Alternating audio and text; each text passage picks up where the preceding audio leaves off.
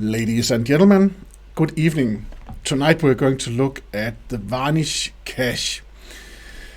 It is a product that is free. There's a free version, there's also a paid version, and I'm going to focus on the free version tonight. And the purpose of the application is to cache the set of request responses. So when a request that actually looks or is exactly the same as one request that we just got, then we will actually just get the same response. That means that the backend application will not be called at all. Let us get right into it. So, and I'm using a Spring application as an example right here, but of course it could be any backend. And the same with the database. I'm pretending that it is a MongoDB, but of course again it could be any database. Let me just scroll this a little bit right here. So this is the situation. We have a user that goes to a browser and then it goes to some URL, and then it hits our Nginx server, for instance. And then we have the HTTPS or the SSL termination. We have that in the Nginx server right there, because Varnish in the free version does not support HTTPS. It only supports HTTP 1.1.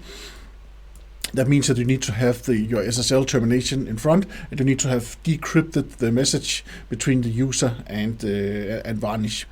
So after Nginx has received the request and actually has decrypted the message, then the information will be sent to the Varnish cache.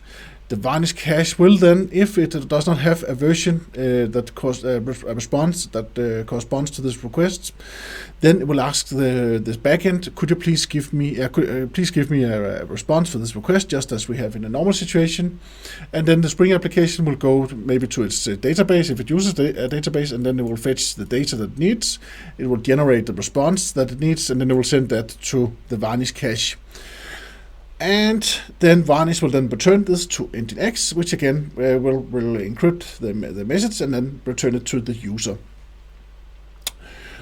Then if the user asks again, or if another user asks for the same for the same piece of data, maybe it's exactly the same request, then Varnish already has the data cached, and Varnish does not then bother the Spring Boot application for with the request. It just returns the response right away.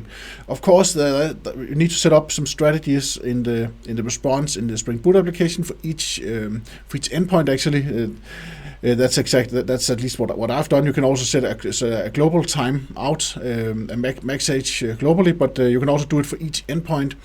And then you can say that this endpoint times out maybe after 1 minute. There could be some weather forecast information that actually times out once per day. So that means that then we can have a max age of 1 day actually, and that is a lot of work that we're actually saving by caching data in the Varnish cache. So this is the situation, and this is what I have set up. The green box right here marks the Docker Compose file that I've created. So that means that I have those two running in a Docker Compose, and I'm not using MongoDB for tonight's demonstration. That was just to show that usually we would actually have a database which will also be bothered with some work whenever we are requesting something from whenever the user or the users are requesting something, unless we have some kind of caching mechanism. And that is exactly what Varnish solves for us. Let us look at the web page. First of all, if you go to Docker Hub, then you can actually see there's an official Varnish image, and that is exactly the one I'm using tonight. And it has been downloaded more than 1 million times, so it is very popular. And it's also a project that is still maintained. That I think that's very important when I pick libraries to show here. That is a library or a product that is actually being maintained still. This is the web page. It does not look very nice, but actually a lot of open source projects actually look a bit old. If you go to the documentation, you can actually see that this is developers who actually are maintaining the page, which is fine actually, because you can find whatever you need to find. For instance, the documentation right there, 6.5, and then you can press next, which is look at this. It's in the right corner down here, so it's it is a little bit difficult sometimes, and it could be nicer. It is very easy to install on Ubuntu if you want to install it on a server. I would actually recommend you to use the Docker image if you can, because then you have it shielded off there instead. But it's very easy to install. So you can just run apt-get install Varnish, and then you have Varnish installed actually. Varnish also has the paid product, and it has, if you go to that page instead, then you can see that is more business-like, and it's more like enterprise, and it tries to sell something. You can go there yourself if you feel like it. I'm going to focus on the free version in this video, as I stated earlier. Varnish is using a configuration file. So first of all, I've created this project right here. Let me just show you how I created that. I pressed File, New Project. I chose Spring Initializer, SDK 15, Gradle. I chose Java version 15 right here. I ticked off Lombok. I went to Spring Web. And that's actually it. I did not include the database part. I did not. I don't need to for this demonstration, for the sake of this demonstration right here.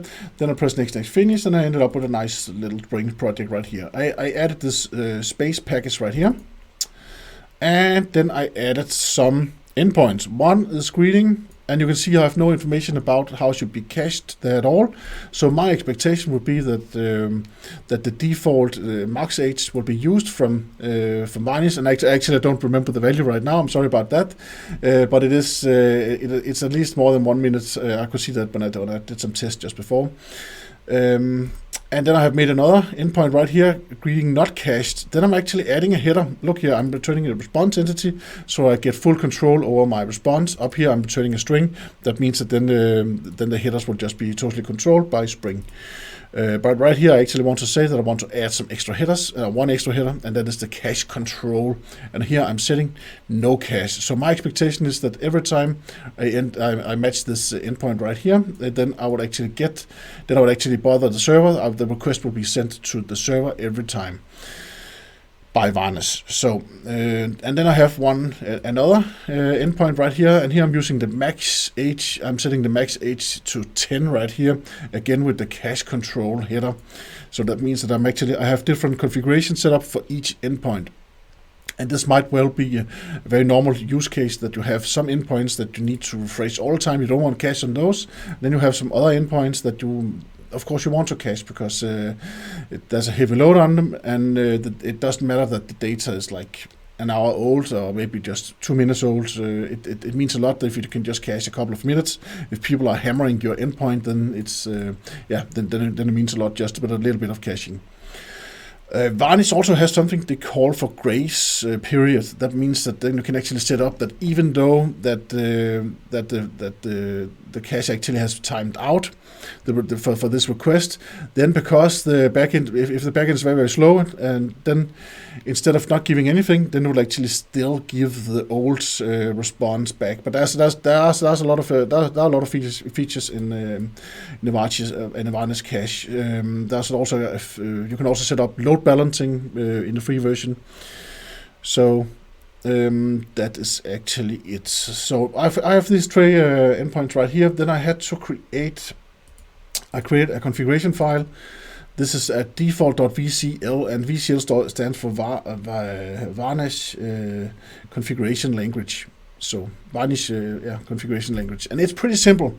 I really like this configuration file, because usually we have to set up a lot of stuff. Maybe sometimes it's XML, and I really like XML, but sometimes it can be like 10 pages that we need to set up for this to make it work.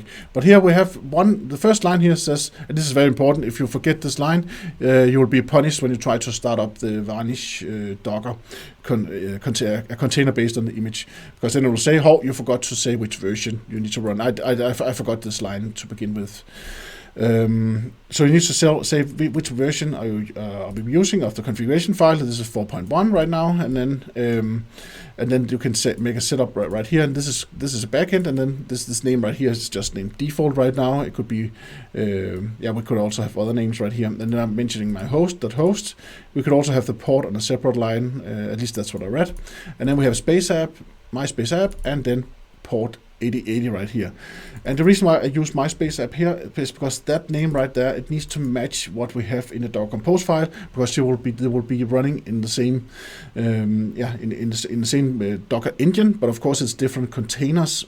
So here we have the Docker Compose file, which spins up both of these applications right here. And here, when we have the name MySpace app right here, what actually happens is that the other services that we are mentioning, all the services that we're mentioning here, they will actually get a host entry, so they know where these services are located. So that means that they can actually point to these by the service name. That's just how Docker works. There's nothing too specific about regarding Varnish with this. And I'll just delete this command right here. It's not necessary to set that explicitly.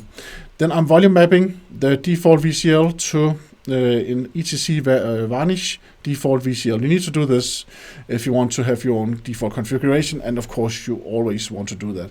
You could also build an image based on the Varnish image, and then you could then copy in the default VCL. It's up to you how you want to deal with it. The cool thing about volume mapping is that then you can just then you can change it on your on the disk, and then of course when you restart the container, then this will be reloaded. So you do not need to build a new image by volume mapping it. So that's a good way of doing it. Then I'm mapping port 8090 to port 80. That's because Varnish uses port 80. So I want to map Varnish's port 80 to my own port 8090 on my local host. That means that if I communicate on port 8090, then I actually reach Varnish port 80. Then I've created a Docker file for my own Spring application right here. I've gone through this in some of the other videos. This is a multi-stage Docker build. So first I create a builder. And this builder image, the purpose of this is actually to create my app.jar file, and it actually happens in this line right here where it runs real wrapper. It also downloads and installs JDK 15, and then I have a much cleaner runnable image right here. That's because it's called multi-stage. We have two stages: a building stage right here, which is where the alias is builder, and then we have the running stage right here. So multi-stage Docker build. It's quite easy actually. If you know a little bit about Docker, then improve your skills by also watching maybe the videos about multi-stage Docker build. I've created some. There's of course also a lot of other good videos out there on the medias. Then we have. Yeah, and then it uses Alpine. A good Docker image nowadays, it actually uses Alpine because it is so small. I think it's very few megabytes. But of course, whenever you start to, in this situation, I'm actually installing wget and tar and curl. I should have maybe uninstalled those before I start up my application. But now I'm installing them, and then of course, then they are growing in size, of course. And I'm using, you will see here, APK add. That is how you are installing stuff on an Alpine system, Linux Alpine system. So it's almost like apt-get if you're used to Ubuntu. Yes, and then I get the JRE instead of the JDK. It takes much less space. I unpack it. I could also delete the tar file afterwards. I'm not doing that. Then I copy from builder. That means copy from the other Docker image there. I'm copying the app.jar file. That was the reason why we did all that. Copy to the server right here, and then run. Use that Java distribution right here, the Zulu 1501, and then run the executable jar file right there. That is my Docker file. And I've cheated a little bit. I have already run, usually you write Docker compose and then you write build. I've already done that because it takes some time, so I'll just write up, and then we will have both of our services up and running. On this I made a mistake. I know it works fine. First, this is the Varnish stuff right here. And if you forgot to set the version, then you will be punished right here to say blah, blah, blah. Remember to set the version there. This is my Spring application that we have in the bottom right here. That is up and running right now. Perfect, perfect, perfect. I'm very, very happy. I've already prepared some curl scripts. First, we can curl the greeting, where we have not set any specific hello from here. Here we got response, hello from Mars. That was a curl response. And we can see in the log, greeting from Mars. If I run it once again, let's see again. I get hello from Mars, and also and then let's see. Now we did not get any log entry. How can that be? That is because we have the Varnish cache right here. That of course gives us the cached response, hello from Mars. Instead of bothering or Spring Boot application, then it just sends the response right away. That is exactly why. So it is not magic, it is just the cache. That's just how the cache works. And of course we can try it just once again. And again we see nothing in the log. Let us just before we continue with the other scenarios, then let us look at the headers, because I wrote -v here for verbose with curl. And I did that on purpose because then we can actually see that Varnish actually applies some headers. It has this via 1.1 Varnish, and then it shows the version of Varnish 6.5. When we set 4.1 before, that was the version of the configuration language that we were using. It's not the version of the Varnish, just so you know. Here we have the content type, text plain, content type. That's because it's a string we're returning. Length 21. Yes, that's probably 21 characters right there. A date, and then we also get an age. This is very cool. The age is number of seconds that this response is old. So we actually know how old our response is. Let's try to run again.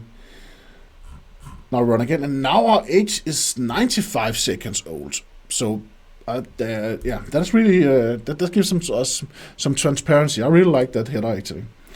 So and then we have what else do we have? That's actually it. That was that scenario. Let us just check that we did not get any more output. We did not.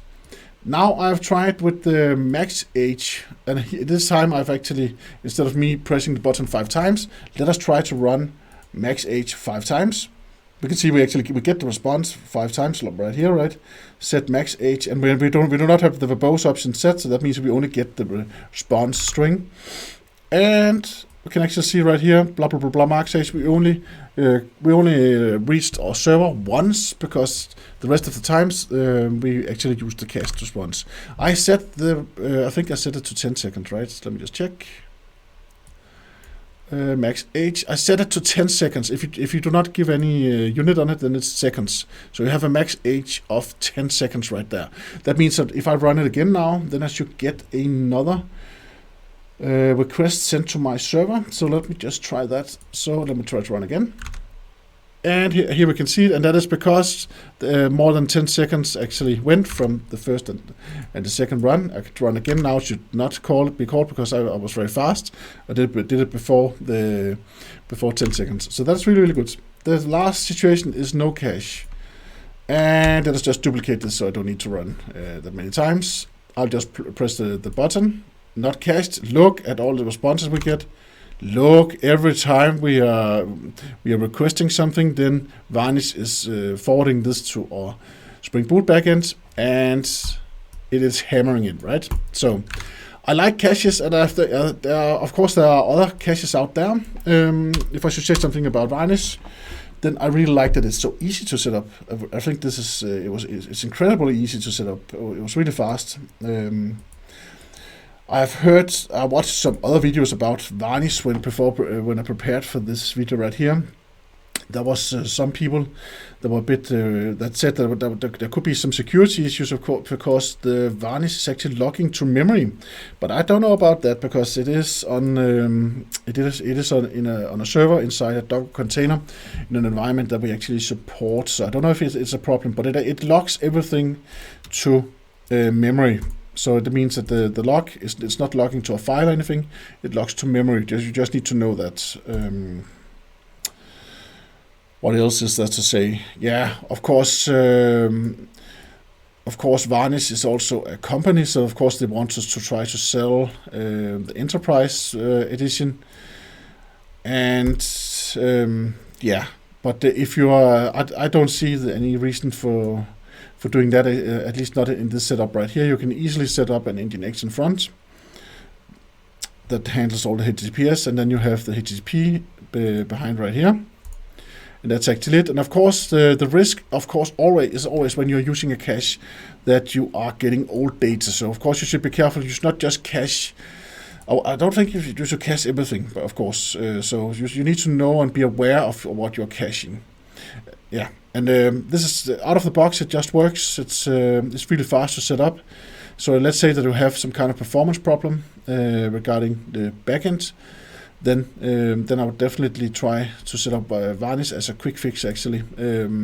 Maybe, of course, also it could also be a permanent fix. But if you have If you have more time, you could also cache in Redis, of course, and be a bit more aware of what you are caching inside the Spring Boot application. Of course, the downside is then the request actually reach your Spring Boot application. And the good thing in this situation right here is that it is very, very fast, because it just returns what is in the cache. It does not need to go through all of the filters and the the tomcats on the Spring Boot application. So that means that the application is actually free to do the work that should be important for it, and then you can let someone else like Varnish handle the cache. Write me just write me comments in below as usual, and if I said something that you don't agree with, just correct me. It's fine. And yes, thank you very much for watching. And also, if you want to discuss this more, then you could go to you could join the Discord server. The link is in the description also. And of course, if you subscribe, then you get more stuff from me. Thank you very much for watching. Have a great evening. And I'm going to upload the code as usual also to GitHub. You thought I was done there, right? You thought, okay, now he will stop talking and the video will end. No. I'll upload the code to GitHub as usual, so feel free just to take the code from there. Bye.